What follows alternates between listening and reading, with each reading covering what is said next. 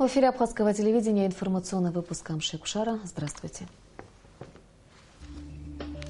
Сегодня в выпуске. Правительство повысило ежемесячное пособие многодетным семьям. Репортаж заседания Кабинета министров. Работу признали недостаточной, но обещали начатые дела довести до конца. Коллегия Генпрокуратуры Абхазии. Сколько стоит лифт установить, или история о том, как инвалиду войны жить в многоэтажке без лифта. Актуальный репортаж программы. С 1 января 2016 года многодетным семьям будут увеличены пособия. Постановление об этом приняли сегодня члены правительства на очередном заседании Кабинета министров. Какие еще обсуждались вопросы, расскажет Амра Амичба.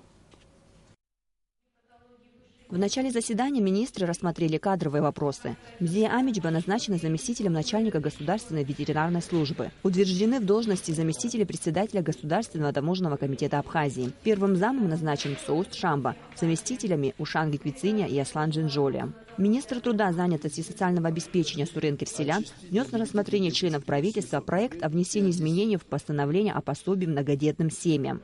Установить ежемесячное пособие на каждого ребенка для многодетных семей от 3 до 5 включительно 500 рублей. Там было 3, а мы сейчас сделали от 3 до 5, самая массовая категория это.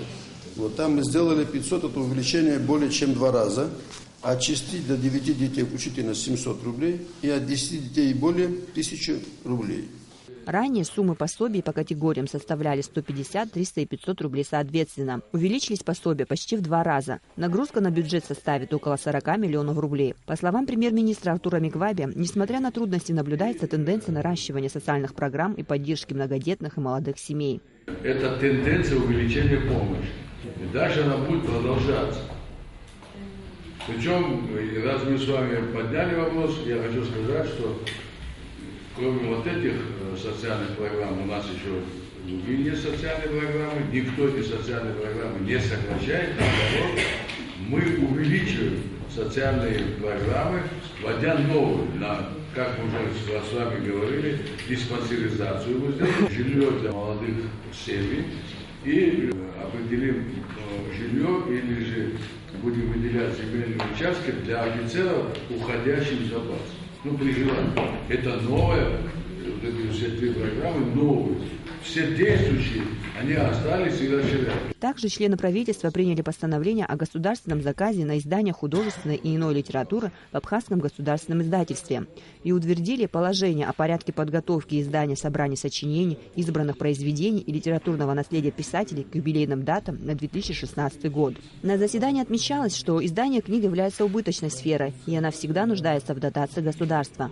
При этом премьер-министр отметил, что издание книг не должно быть выпуском ради выпуска. В книжные магазины должны поступать лучшие произведения, которые могут найти своего читателя, сказал Артур Микваби. Решением правительства при Кабинете министров создана Государственная комиссия по монументальному искусству под председательством премьер-министра. Комиссия создана в целях подготовки мотивированных, обоснованных рекомендаций к проектам памятников и монументов, полностью или частично финансируемых государством. Задача комиссии – рассматривать поступившие в Министерство культуры Республики Абхазия предложения от государственных органов управления, творческих союзов, общественных организаций и граждан о сооружении памятников и монументов. Запрещается без рекомендаций комиссии сооружение, установление произведений монументально-декоративного искусства, памятников и монументов, полностью или частично финансируемых за счет бюджета. Очень часто обращаются люди, которые хотят монумент или памятник за счет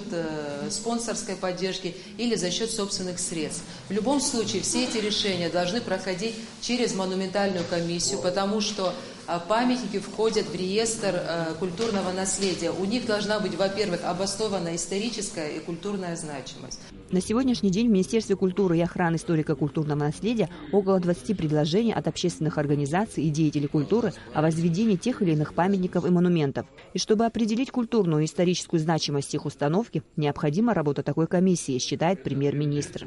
Среди рассмотренных вопросов правительства утверждение состава коллегии Министерства сельского хозяйства и предоставление фирме «Три семерки» земельного участка в Сухуме под строительство гостинично-офисного центра. Постановлением Кабинета министров утвержден производственный календарь на 2016 год, согласно которому, к примеру, в новогодние праздники граждане будут отдыхать с 1 по 11 января. Амра Амичба, Алексей Гухава, Абхазское телевидение. Президент Рауль Хаджимба подписал закон об особых экономических зонах в целях создания дополнительных условий для стимулирования роста экономики страны, обеспечения наиболее благоприятных условий для привлечения инвестиций в транспортную инфраструктуру, туризм, международную торговлю, внедрение высокотехнологических производств.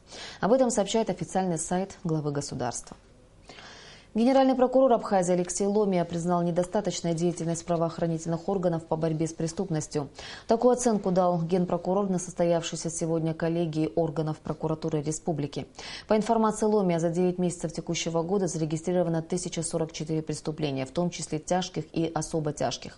Вместе с тем Алексей Ломия сообщил, что установлены факты хищения более чем на 50 миллионов рублей при строительстве 2 дошкольных учреждений в Гудауте и составлении проектной документации по Сухумскому стадиону, а также другие факты хищения денежных средств в крупном размере. Об этом генеральный прокурор заявил в интервью абхазскому телевидению. Есть у нас определенный оптимизм, что в совсем скором будущем, буквально на неделе, в течение 5-6 дней мы начнем предъявлять обвинения по пресловутому паспортному делу. Мы находимся в заключительной стадии по делу Южной строительной компании.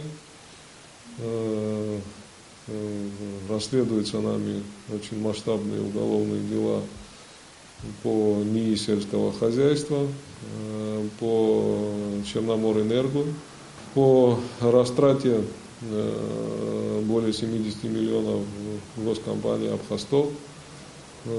То есть какие-то дела, которые достаточно успешно идут, и я думаю, что они найдут свое логическое завершение и в скором времени будут переданы в суд. Полностью интервью генерального прокурора Абхазии Алексея Ломия смотрите в нашей программе после новостей.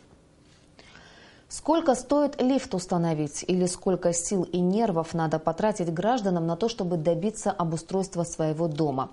В многоэтажных домах лифты особенно необходимы. Почти в 70% всех многоэтажек или нет лифтов вовсе, или они есть, но не работают.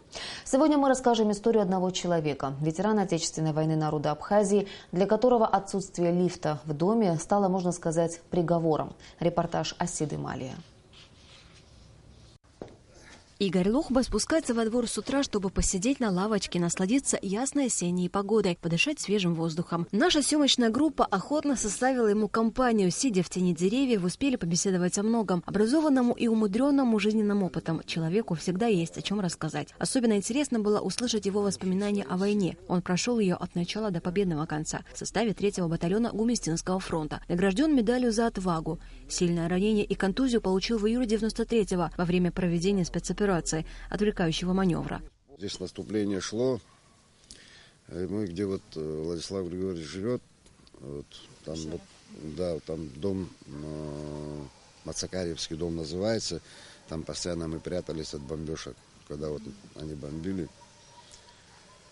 В общем, мы там где-то метров 10 от нас снаряд взорвался. В общем, я с этими гранатометными снарядами подкинула.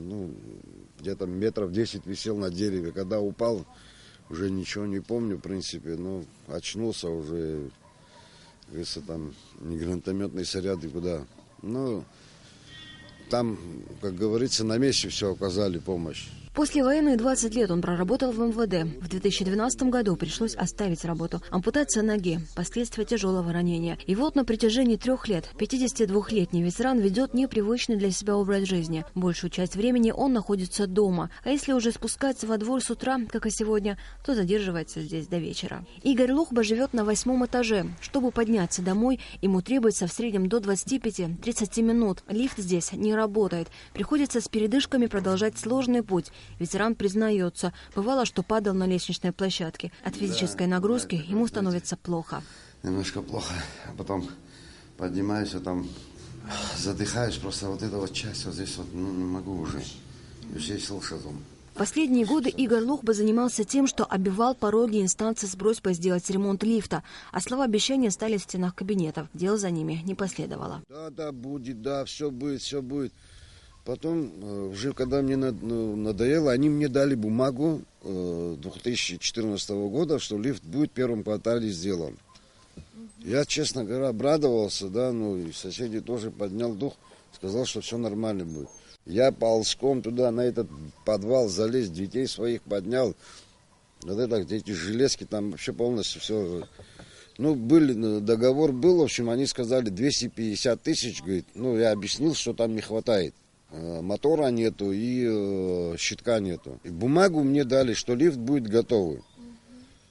В итоге я с этой бумажкой ходил. В конце уже не выдержал. Поразило и то, что де юре лифт в его доме давно починили, но де-факто все по-прежнему. Документы составлены несколько лет назад, ему показали в жилуправлении столицы. Кем и на что? На самом деле потрачены указанные суммы, остается строить догадки. Это не по-человечески, говорит ветеран. Сколько сил и времени нужно для того, чтобы обычному здоровому человеку подняться с первого этажа на 8-й этаж? Для этого мы специально засекли время. Честно признаться, подъем давался нелегко. А между 7 и 8 этажами на лестничной площадке и вовсе не было перил. Вот в этой квартире живет Игорь Лухба, ветеран Отечественной войны народа Абхазии. В итоге нам понадобилось на весь путь не более 5 минут. Ветерану-ампутанту на это требуется до 30 минут и неимоверные усилия. Мне сейчас 63-й год идет. Я живу на 4-м этаже. Мне тяжело подниматься на 4-м, будучи здоровым. Возраст. Он тоже не совсем молодой. Ему тем более тяжело. Значит, на 8-й этаж, на этих самих костылях подниматься, это очень тяжело. Ну неужели нельзя это помочь ему? Ветераны, конечно же, тот слой общества, который нуждается во внимании, а инвалиды-ветераны во внимании и поддержке нуждаются особенно. Цена вопроса ремонта лифта до 300 тысяч рублей. Аседа Мали, Саид Агухава, Абхазское телевидение. В развитии двусторонних отношений между Абхазией и Татарстаном и в рамках договоренности президента Рауля Хаджимова и главы Татарстана Рустама Минниханова в нашу республику прибыла делегация Госкомитета по курортам и туризму Татарстана.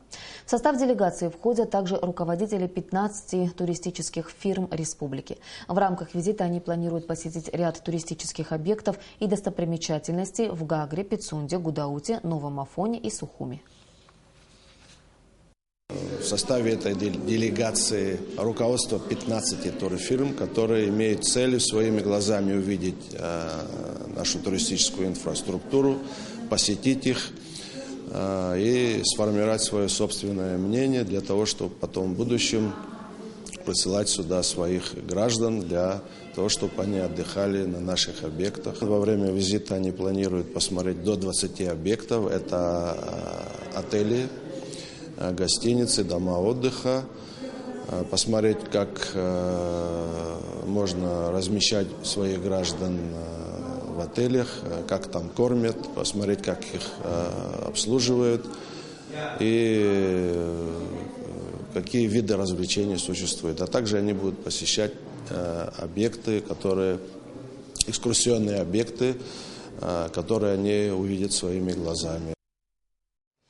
Ритинский реликтовый национальный парк – один из наиболее посещаемых туристических объектов Абхазии. И сегодня, несмотря на позднюю осень, поток туристов не прекращается. Но кое-какие итоги курортного сезона уже можно подвести. Об этом репортаж Энвера Арджения.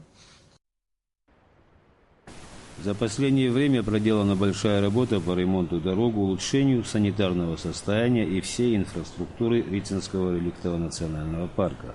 Эти работы, начатые с первых дней нынешнего года, не прекращались ни разу. Нынешний курортный сезон идет к завершению, но не за горами следующий. Основной доход национального парка от реализации билетов на контрольно-пропускном пункте. Немалые средства поступают в государственные и районные бюджеты. На КПП анализировали тоже приблизительно, сколько автобусов, все. У нас где-то в 1,5 раза поток увеличился всего лишь. В общей сложности мы платим же в небюджетный, в бюджет местный, в республиканский, во все опять-таки небюджетные фонды. 100 рублей с билета мы заплатили 84 миллиона 193 тысячи рублей.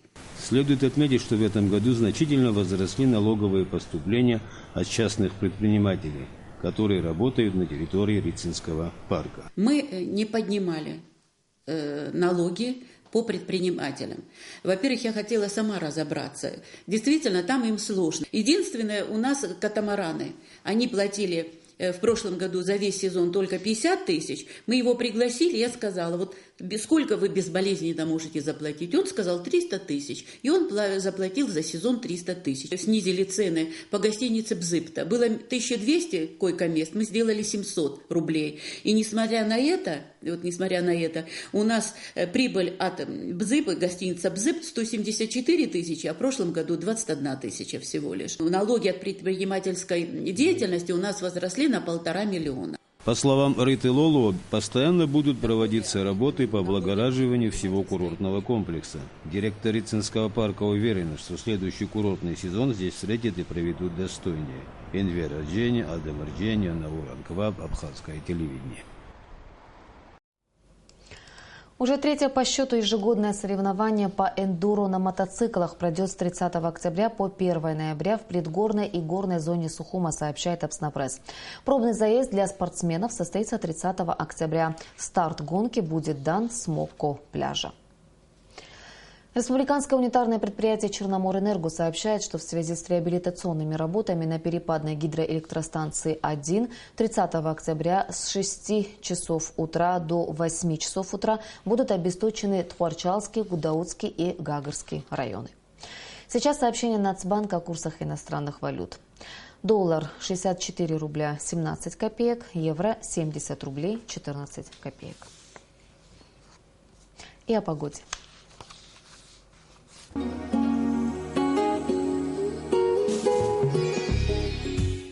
По сообщению гидрометеослужбы, завтра в Абхазии ожидается малооблачная погода без осадков. Температура воздуха ночью плюс 10-12, днем плюс 20-22 градуса. Температура морской воды плюс 20 градусов. По Сухуму малооблачная погода без осадков. Температура воздуха ночью плюс 11, днем плюс 21 градус.